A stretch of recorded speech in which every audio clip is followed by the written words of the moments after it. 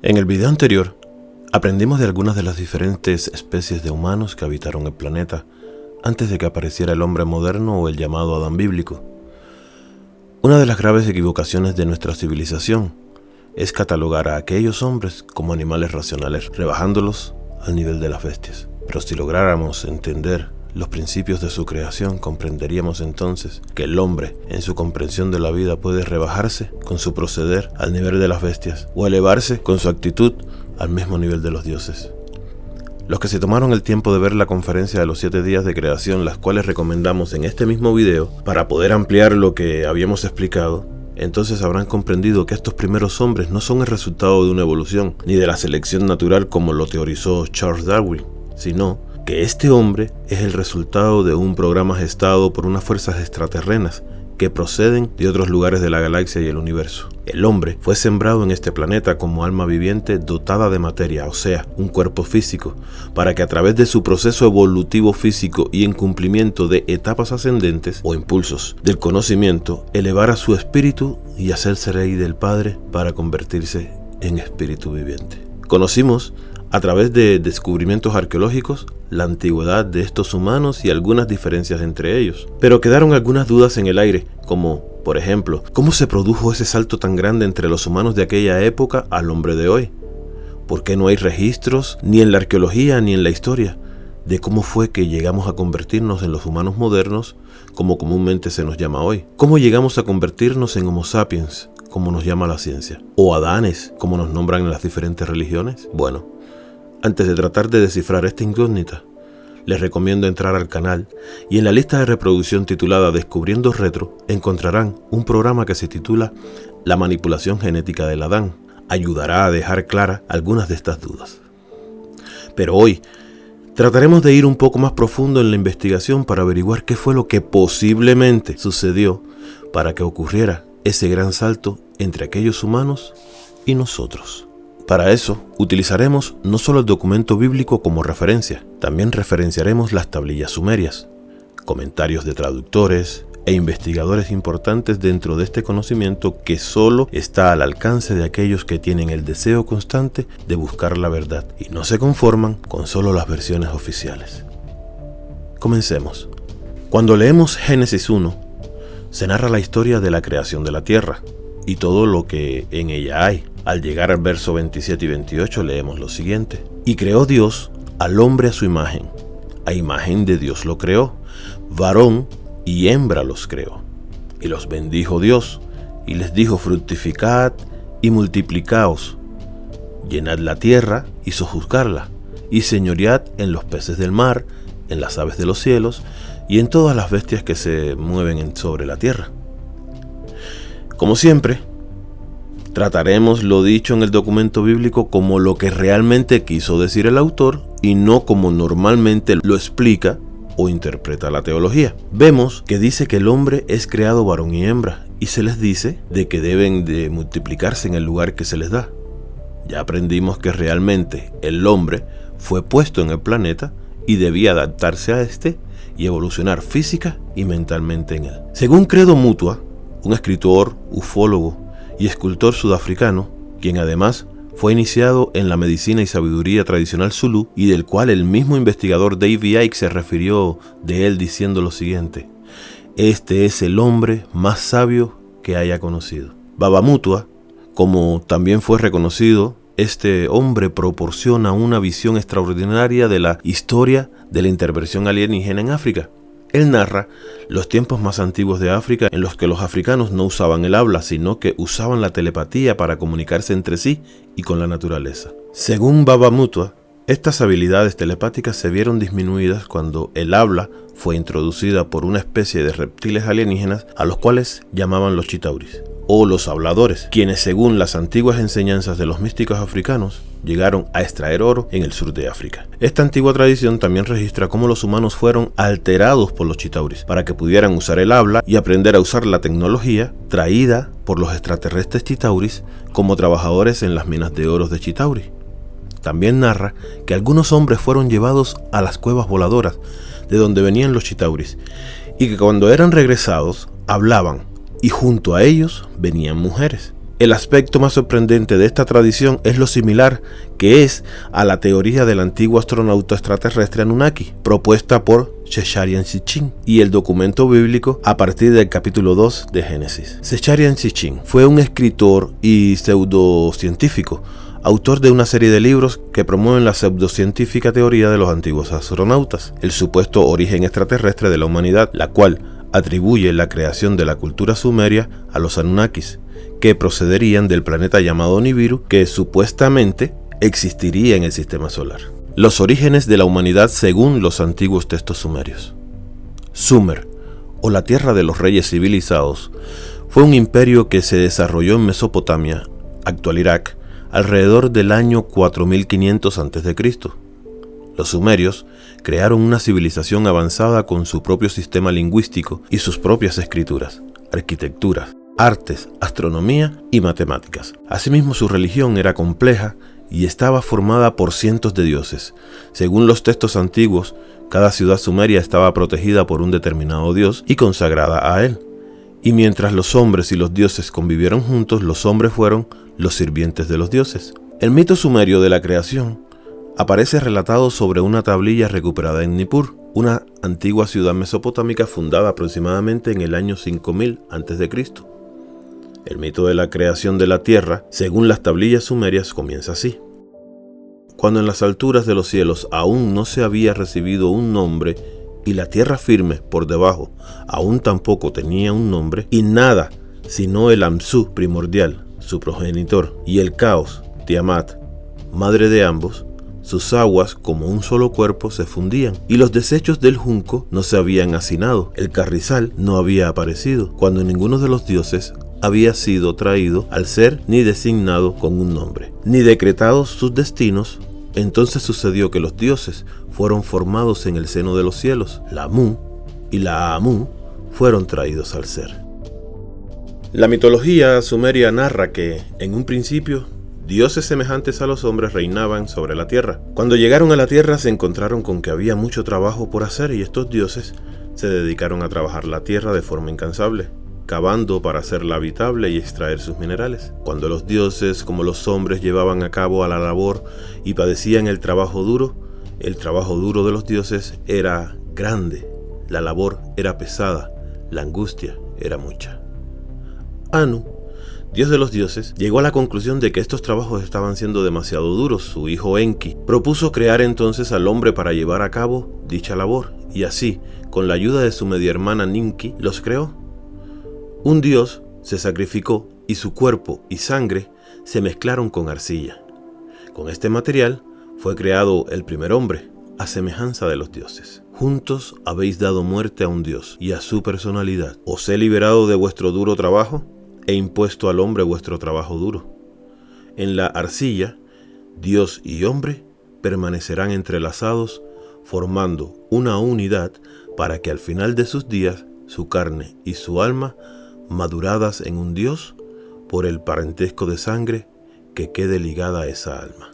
Este primer hombre se creó en Edén, una palabra sumeria que significa terreno plano. En la epopeya de Gilgamesh, Edén se llama el jardín de los dioses y está situado en un lugar de Mesopotamia entre el río Tigris y el río Éufrates. En un principio los seres humanos no podían reproducirse, pero más tarde fueron modificados con la ayuda de Enki y Ninki. Por lo tanto, Adapa se creó como un ser humano completamente funcional e independiente. Esta modificación fue realizada sin la aprobación de Enlil, el hermano de Enki, iniciándose por ello un conflicto entre dioses.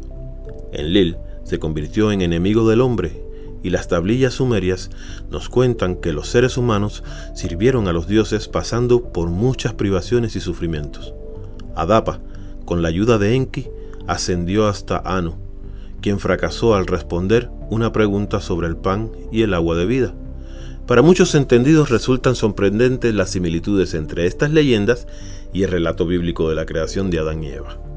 Ahora bien, cuando leemos Génesis 2:7, nos dice lo siguiente: Entonces Jehová Dios formó al hombre del polvo de la tierra y sopló en su nariz aliento de vida, y fue el hombre un ser viviente.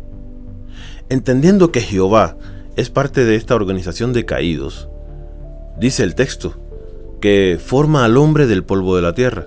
Si analizamos bien, ya el hombre estaba creado, porque así lo dice el Génesis 1:27 y va más allá. Dice que fueron creados varones y hembras. En el capítulo 2:7 dice que forma al hombre del polvo, o sea, de algo que ya existía.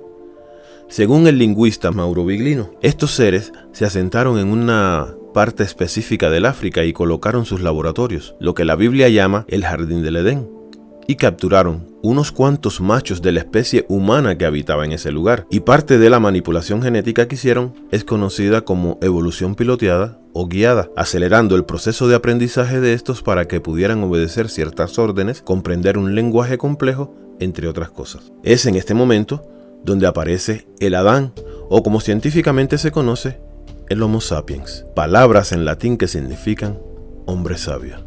Génesis 2, el 18, 22 y 23 dicen lo siguiente: Y dijo Jehová Dios, no es bueno que el hombre esté solo, le haré ayuda idónea para él. Y de la costilla que Jehová Dios tomó del hombre, hizo una mujer, y la trajo al hombre. Dijo entonces Adán, esto es ahora hueso de mis huesos y carne de mi carne. Será llamada varona, porque del varón ha salido. Como ya se ha explicado en diferentes programas de Descubriendo, como por ejemplo la manipulación genética del Adán, esta nueva especie de humanos son puestos en un lugar específico, al que el documento bíblico le llama el Jardín del Edén, para que lo trabajaran y lo cuidaran. Algo debe haber sucedido en este lugar y con esta nueva especie humana que Jehová decide que no deben estar solos y le hace una pareja. Ya es de conocimiento de todos los que siguen este canal lo que aparentemente sucedió. De una de sus costillas genéticas es hecha una mujer. Aquí no habla de una creación, sino de una clonación. Si recordamos nuevamente lo que cuenta Credo Mutua, los hombres entraban a una cueva y cuando salían venían acompañados de mujeres, confirmando así lo que dice el documento bíblico. Pero conozcamos un poco más de quién es Mauro Viglino. Mauro Viglino es un estudioso italiano de estudios religiosos.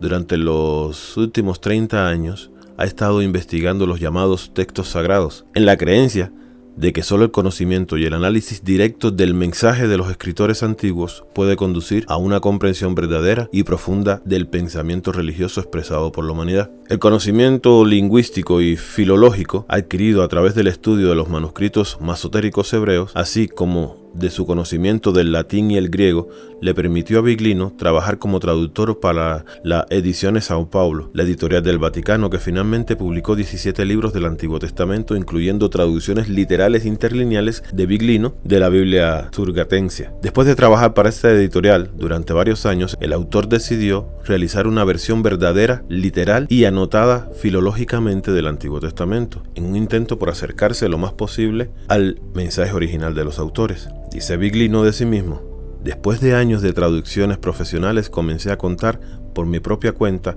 cómo noté en los textos hebreos, las Biblias que se usan para los creyentes, el método que decidí aplicar consiste en enfocar el significado literal del texto sin proponer interpretaciones personales ni recibir exégesis canónica. Surge un marco claro y coherente que nos cuenta la historia de una relación real entre un pueblo y un individuo llamado Yahweh, que había recibido un mandato para lidiar con ellos. Las secuencias bíblicas leídas en este método revelan una historia que cuestiona lo que nos han enseñado y proporcionando respuestas hipotéticas que permanecen suspendidas. Esto se aplica a la religión pero también a la ciencia, parte de la cual está examinando nuevas hipótesis de estudio y exploración que sean capaces de abrir caminos que puedan llevar a reescribir la historia de la humanidad. Viglino ha escrito libros como La Biblia no es un libro sagrado, precedido por No hay creación en la Biblia, El Dios alienígena de la Biblia, el libro que cambiará para siempre nuestras ideas sobre la Biblia, Resurrección, Reencarnación, Iglesia Católica Romana y Masonería. Mauro Viglino, Credo Mutua. Las tablillas sumerias y aún el documento bíblico coinciden que el hombre moderno, Homo sapiens o Adán bíblico, fueron creados no de la nada, sino a partir de algo que ya existía. La Biblia le llama del polvo de la tierra, Pero si usamos una lógica coherente, comprenderemos que el polvo de la tierra era el hombre que ya existía en la tierra, pero que aún no había evolucionado intelectualmente. Tomaron solo los varones de la especie humana que ya existía en el planeta, la más avanzada físicamente. Manipularon su ADN mezclándolo con material genético de ellos para acelerar su evolución intelectual, para que pudieran aprender mucho más rápido, que pudieran comunicarse con ellos a través de un lenguaje, que aprendieran a recibir órdenes complejas y de esta manera que se convirtieran en esclavos para hacer las tareas más complicadas. El documento bíblico dice que cuando esta nueva especie de hombre fue formada, en Génesis 2:7, luego fue trasladada hasta un lugar el cual el documento bíblico le llama el huerto del Edén, Génesis 2:15, para que lo trabajaran y lo cuidaran. O sea, no era libre, era un trabajador de ese lugar. Más adelante, en el verso 18, el personaje que hace toda la manipulación y que el documento bíblico le llama Dios Todopoderoso, o sea, el que todo lo sabe, se da cuenta de que no es bueno que el hombre esté solo. En este punto no sé si ser irónico o reírme, esa es la verdad, pero continuamos. Se da cuenta de que el hombre está solo, que necesita una ayuda idónea, o sea, algo que sea igual que él. Vamos al verso 19. Dice que este personaje, en vez de hacerle algo similar a él para lógicamente cubrir sus necesidades, lo que hace es crear bestias del campo y aves del cielo. El texto dice que se las puso para que Adán le pusiera nombre, pero no creo que la necesidad de Adán en ese momento fuese la de querer poner nombres a los animales. Por eso al final del verso 20 se recalca que Adán, entre esos animales, no halló la ayuda idónea para él. A buen entendedor, pocas palabras bastan. Verso 21. Este Dios hace caer sueño profundo en este hombre, y dice el texto, toma una de sus costillas y cierra la carne en su lugar. Verso 22. De esta costilla que tomó del hombre, hizo una mujer y la trajo al hombre.